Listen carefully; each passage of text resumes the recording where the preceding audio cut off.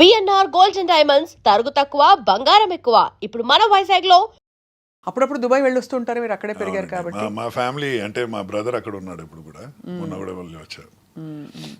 I miss that place because that's where I grew up కదా. So once in while I go there. అదొకటే కాకుండా అసలు life చూడాలంటే రాత్రి 10-11 తర్వాత దుబాయ్కి వెళ్ళి చూడాలంటారు. యా బట్ అది అంటే అది వెకేషన్ లో మనం రావచ్చు. లేకపోతే అక్కడ కష్టంగా ఉంటుందండి లైఫ్. అక్కడే ఉండడం it's not a nice feeling at all. అంటే మా ఫ్రెండ్స్ అక్కడ ఉన్నారు కదా ఇప్పుడు. Like how? అంటే it's dog eat dog world అండి. మీరు పొద్దున వెళ్తే దాని తర్వాత you will come back late at night. మీకు ఒక లైఫ్ ఉండదు. And also you need lot of money. ఇప్పుడు దుబాయ్లో బతకాలంటే you need a lot of money. అక్కడ బాగా మెజర్ చేస్తారని విన్నా నేను. That you know people actually checkout. I went there to visit. అప్పుడు మా ఫ్రెండ్స్ చెప్పారనమాట, నువ్వు ఏం వేసుకున్నావు, ఏ బ్రాండ్ వేసుకున్నావు, ప్రతి విషయం ప్రతి ఒక్కరికి తెలుసు. మీరు ఎక్కడ అంటే ఏ రెస్టారెంట్కి వెళ్తున్నారు, ఎలాంటి కార్ మీరు డ్రైవ్ చేస్తున్నారు, మీ బ్యాగ్ ఏంటి, మీ కూలింగ్ గ్లాస్ ఏంటి అంతా చూస్తుంటారు వాళ్ళు.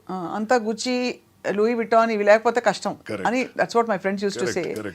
So but growing up then it was hard for you schooling? No, it was very different చెప్పొచ్చు. అంటే the Dubai that I grew up in is not the Dubai now. 90s లో అది change అయింది. So 90s ఎక్కడో ఏదో ఒక దాంట్లో నేను అక్కడి నుంచి బయలుదేరి ఇక్కడ వచ్చేసాను నేను ఇంటికి. బట్ 80s 70s దుబాయ్ అయితే చాలా డిఫరెంట్గా ఉంటుంది. So it's nothing like what it is today.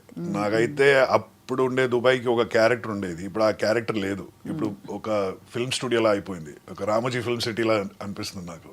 అంటే everything is plastic, there is no reality. ఆ కల్చర్ అయిపోయింది మొత్తం touristy, plus there is no character to the city అనేది నా ఫీలింగ్. అంటే ఓల్డ్ దుబాయ్ అయితే చాలా డిఫరెంట్ ఉండేది. It's not there anymore. అప్పుడు ఇప్పుడు ఈవెంట్స్, యాక్టివిటీస్, పార్టీస్ అలాంటి హబ్ అయిపోయింది తప్ప నేటివ్ కల్చర్ అనేది కొంచెం ఫ్యాబ్రిక్ పోయినట్టు అనిపిస్తుంది. సో దుబాయ్ కాకుండా మీరు ప్రపంచంలో ఏ సిటీలో ఉండడానికి చాలా ఇష్టపడతారు? వేర్ యూ ఫీల్ ఇది నా ఏ మేరా ఘర్ హై? మేరా ఘరే అనేది నాకు ఎక్కడ లేదు. ఎందుకంటే I have never been in one place కదా.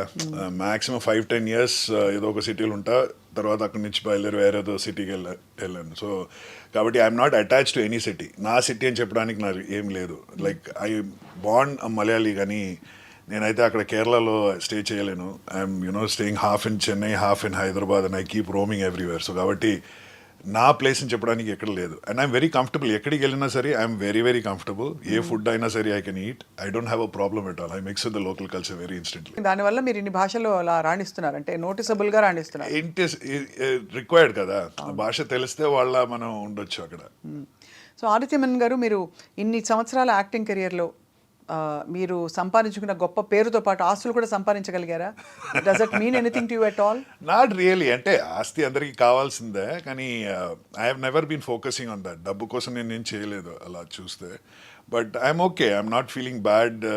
I'm not super rich, but I'm happy with what I have. Right. అంటే ఇప్పుడు ప్రతి ప్రొఫెషన్లో ఏవో అప్స్ అండ్ డౌన్స్ ఉంటాయి. ఒక స్పోర్ట్స్ మెన్ కెరియర్ లిమిటెడ్, అలాగా మాకు టెలివిజన్ యాంకరింగ్లో దీనిలో ఒకటి ఉంటుంది. ఐ థింక్ ఈవెన్ యాక్టర్స్ కూడా లిమిటెడ్. అంటే మొన్న ప్రకాష్ రాజ్ గారితో మాట్లాడుతున్నప్పుడు ఆయన ఒక మాట చెప్పారు, అది నిజమే. అంటే ప్రతి ఒక్క ఆడియన్స్ టేస్ట్ ఇప్పుడు మారుతూనే ఉంది. మీరు చూస్తే అటెన్షన్ స్పాన్ అయితే చాలా తక్కువైంది. ప్రతి ఒక్కరికి 15 seconds మనం ఒక కథ చెప్పాలి. రీల్స్ కానీ ఇన్స్టాగ్రామ్లో చూస్తే ఆ 15 seconds చెప్పకపోతే you will not be interested. People loose interest. ఇలా చూస్తే ఆ మూవీ మేకింగ్ స్టైల్ కూడా చాలా మారింది. So he mention that word. అని చెప్పింది అదే, మీరు రెలవెంట్గా ఉన్నారా లేదా. ఇప్పుడు ఆ రెలవెన్స్ అనేది మనం మళ్ళీ మళ్ళీ మనమే రీఇన్వెంట్ చేస్తూ ఉండాలి. ఆ రీఇన్వెన్షన్ లేకపోతే యు ఆర్ గాన్. ఇప్పుడు 20 సంవత్సరాల ముందు చేసే సినిమాకి ఇప్పుడు వచ్చే సినిమాకి చాలా డిఫరెన్స్ ఉంది. మలయాళం కూడా మీరు చెప్పారు కదా, ఇప్పుడు మలయాళం సినిమాస్ చూస్తే 20 సంవత్సరాల ముందు వచ్చిన సినిమాకి ఇప్పటికి ఉన్న సినిమాకి చాలా డిఫరెన్స్ ఉంది. డైలాగ్ మధ్య పావు గంట ఉండేది ప్రతి ఒక్క విషయం. అదే కరెక్ట్. మీరు ఒక 10 minutes దాకా ఒక కథ చెప్తూ ఉండొచ్చు, దాని తర్వాత ఒక హుక్ వస్తుంది. ఇప్పుడు అలా కాదు, 15 seconds లోపల చెప్పాలి, లేదంటే జనాలు వెళ్ళిపోతారు సినిమా థియేటర్ నుంచి. So same as happen Telugu సినిమాలు కూడా అలా జరిగింది. 20 సంవత్సరాల ముందు వచ్చే తెలుగు సినిమా, ఇప్పుడు నేను ఫస్ట్ తెలుగు సినిమా అయితే 2008లో చేశాను. అప్పుడు చేసే సినిమా స్టైల్కి ఇప్పటికే ఉన్న స్టైల్ చాలా డిఫరెన్స్ వచ్చింది. అవును. సో వీ హ్యావ్ టు, ఆ రెలవెన్స్ ఉండాలి. ఆ రెలవెన్స్తో మనం చేంజ్ అవుతూ ఉండాలి. ఇప్పుడు ఈ మధ్య కాలంలో మీరు వర్క్ చేసిన డైరెక్టర్స్ దేర్ ఆల్ అందరిది ఒక్కొక్క స్టైల్. రాజమౌళి గారిది ఒక స్టైల్, ఆఫ్ కోర్స్. సుకుమార్ గారిది ఇంకో స్టైల్, ఇంకో స్కూల్ ఆఫ్ థాట్. అలాగే మనకి మన నాగ్ అశ్విన్ గారు కల్కి ఫిల్మ్ తీశారు, ఆయనది ఒక very very new breed of thought. So అలాగా మీ ఫేవరెట్ కానీ లేక మీరు చాలా ఐడెంటిఫై అయ్యే స్కూల్ ఆఫ్ థాట్ ఏదండి? అది చెప్పడం కష్టం కదా. నేను దీనికి నేను ఆన్సర్ ఇస్తే I will get to trouble. అలా కాకుండా ఆనెస్ట్ ఫ్యాక్ట్ ఇస్ దట్ ప్రతి ఒక్క స్టైల్లో ఏదో ఒక నచ్చిన విషయం ఉంటుంది. So I can go with that flow. Right. So ఇప్పుడు సుకుమార్ గారితో ఇప్పుడు లేటెస్ట్గా పుష్ప చేస్తున్నప్పుడు I learnt a lot of things from him. Rajamouli గారు కూడా రీసెంట్గా దాని గురించి ఏదో మాట్లాడుతున్నప్పుడు చెప్పారు. అంటే ఈయన ఆలోచించే విధానం కంప్లీట్లీ డిఫరెంట్గా ఉంటుంది. Like what for example? Like the detailing that ఈ టేక్స్. ఇప్పుడు నా క్యారెక్టర్ మీరు నన్ను చూస్తే ఆ సినిమాలో నాలా ఉండదు. ఆ డీటెయిలింగ్ వచ్చి ఒక స్కార్ కానీ ఒక లిప్ క్లెఫ్ట్ కానీ ప్రతి విషయం చూస్తుంటారు. అది కనపడుతుందా లేదా అనేది తర్వాత, బట్ ఆ క్యారెక్టరైజేషన్ చేయడం చాలా ఇంట్రెస్ట్ తీసి అని చెప్తారు. ఒక బ్యాక్ స్టోరీ ఉంటుంది, ఆ బ్యాక్ స్టోరీ మొత్తం మీకు చెప్పి మీరు అర్థం చేపిస్తారు. So that is very important. Right. ఇప్పుడు ఏదో వచ్చారు, ఒక డైలాగ్ పేపర్ ఇచ్చారు, చేసేయండి అని చెప్పి వెళ్ళిపోతే ఏమవుతుందంటే you will not know what is the feel of that character. I'm not saying others do like that, but కొన్నిసార్లు అలా అవుతుంది.